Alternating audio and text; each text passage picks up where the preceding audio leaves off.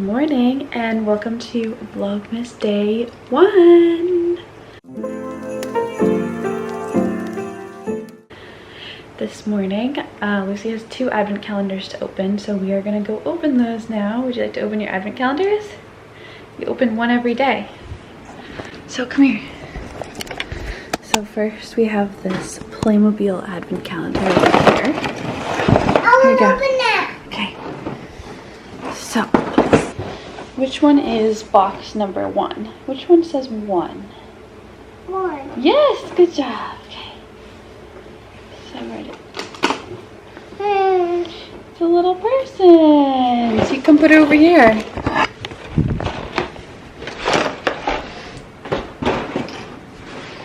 You come set her up on the little scene. There we go.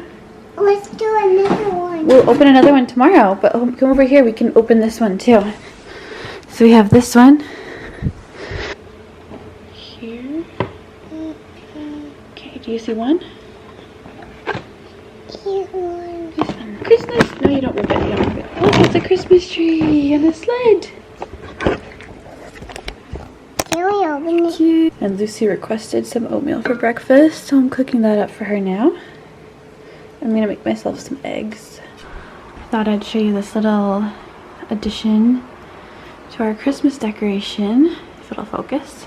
We made these the other day and I hung them up in our door frames. They look so pretty. I think I might put some in our door frame too, just to like add to this little corner.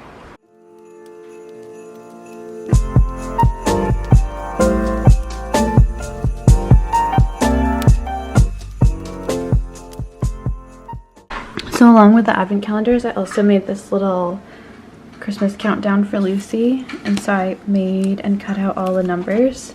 So obviously it's not 8, it's now 5. So we're gonna go ahead and switch this. Because it's 20 something days, but we're gonna use a 5. Oh, that's it.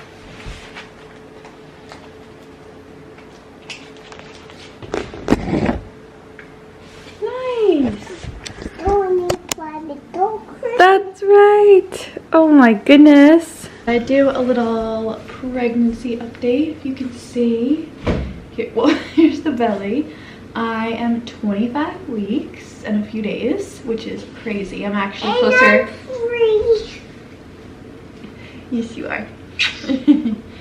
And I am actually closer to 26 weeks now, which is crazy because I think that means I only have a couple more weeks left in trimester 2.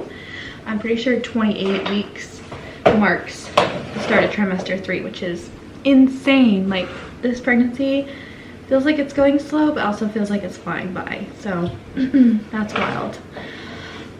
Since it's the first day of Vlogmas in December, I thought I would get in the Christmas spirit and wear my one and only Christmas sweater.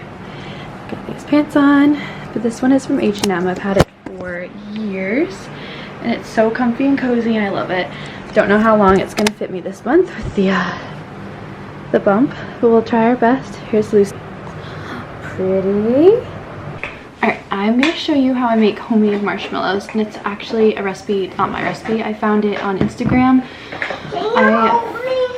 This mom posted her with homemade marshmallows. What is my shirt doing? I made them a few months ago and they turned out so good. So I am going to make some more since it is the festive season. Why not have some homemade marshmallows? So I was going to take you along and show you how I make them. So first you need half a cup of water, which I'm going to pour into this bowl. And then you need some form of gelatin powder, like unflavored.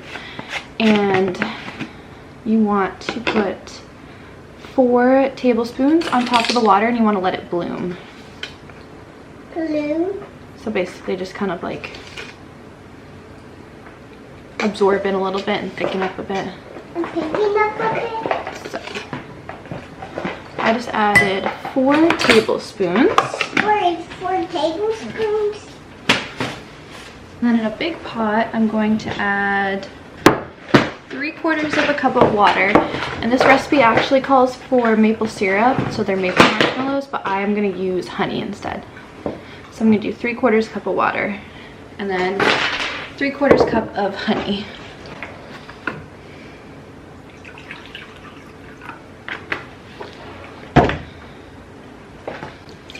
You want to play? After I make the marshmallows. Thank you for Play-Doh. Okay. You didn't want to play with the snowman. You can play the snowman. This is gonna take. You snow playing Play-Doh on me. So 3/4 cup of honey, Oh. and then I'm gonna add that in to the water. And it calls for 1 teaspoon of vanilla extract, so I'm gonna add a little bit of this powdered vanilla. Should be good. And a pinch of salt.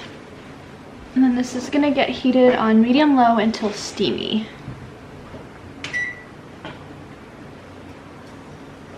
The honey and water mixture is starting to steam. This is a great lighting. So I've got my bloomed gelatin here, and I'm gonna add this in and mix it until it's all dissolved in.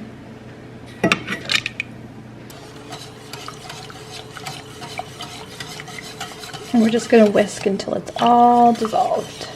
So now that all the gelatin is dissolved, I'm gonna pop it into my stand mixer with the whisk attachment. And this is just gonna get whipped on high speed for like 5 to 15 minutes, depending just like on your mixer and stuff, until it reaches stiff peaks and it's nice and like white and fluffy, like marshmallow fluff. So here it is about 20 minutes later, pretty much stiff peaks. So I'm gonna come pour this in the pan over here. I'm gonna put it in this pan, which I've greased with some coconut oil, and Troy wanted to make a peanut butter and fluff, so I'm gonna put some in a little container for him.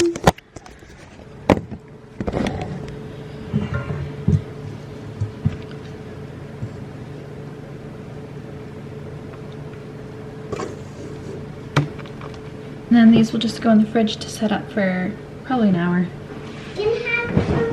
So obviously Thanksgiving was a couple of days ago, and while we went to other people's houses to have dinner like family, we also ended up getting a turkey just in case the weather was really bad, which it ended up being bad, but like we still went out.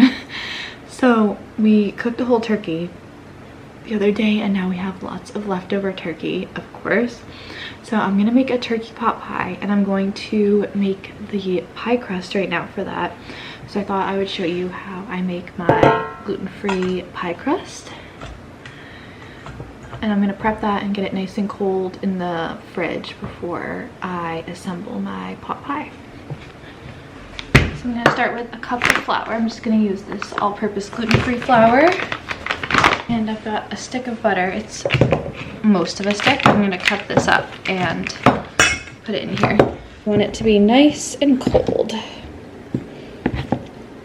Pinch of salt, and I'm just gonna use my hands to mix the butter in and kind of turn it into a breadcrumb-like texture. Now I'm gonna add in 1 egg.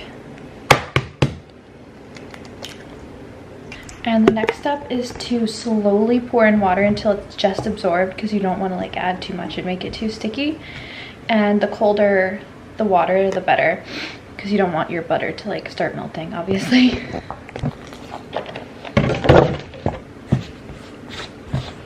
So I just used a spoon to get it mostly together, and now I'm just going to use my hands to get it to kind of come together.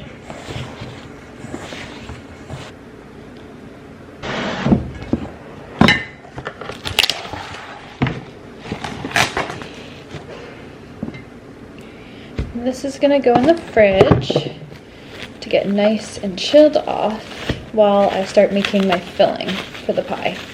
And this, I'll probably be able to get 2 crusts out of this, I think, like a double crust. We'll see. So now I'm gonna cut up the veggies. I've got some Brussels sprouts, onion, mushrooms, and a couple of carrots. So I'm gonna chop these up and I'm gonna saute them up in the pan. And I also have some broth in the fridge, some homemade bone broth from the turkey bones that I'm going to use to richen the flavor, I guess, enrich the flavor. And I'm gonna try and make it creamy, like add a little bit of milk and stuff, make a roux, I think. yeah, that's the plan. So I'm gonna chop up the veggies first and saute those, and then we'll see how it goes.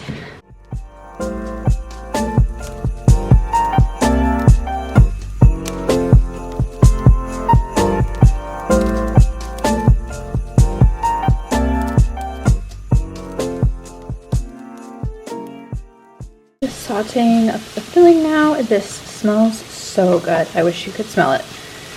I have it sauteing in some butter and a little bit of oil. I've just added some garlic, oregano, salt, and pepper. So here's how the filling is looking. I've added the turkey, some of the turkey broth, which I have right here. I added a little bit of milk and some flour to kind of help thicken it up, and I'm just going to cook this down a little bit so it's not too watery, just to thicken it up, and then let it cool off before I do the pie crust and stuff.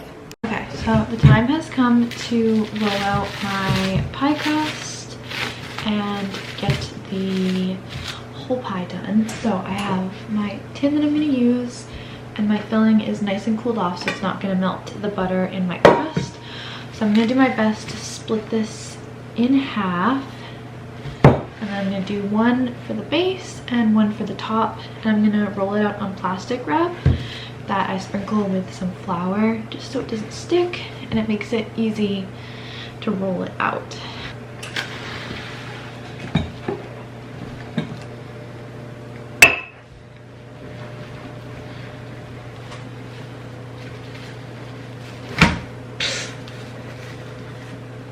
Bit messy. It's definitely not like big enough, but it covers the whole bottom at least, so there's that. And now I'm just gonna pour the filling in. I have sampled this, by the way, and it is so good. Nice and filled right to the brim. And now we're gonna roll out the other half and gently set it over the top just to get a little crust on the top. I'm trying to work the crust with my hands a little bit because the bottom was a bit crumbly, sticky. As gently as possible. Come on. There we go. Oh, look at, it's not the most beautiful looking thing, but it's gonna taste good. That is what counts. I'm just gonna do a couple little holes on the top just so the steam can release, and into the oven she goes.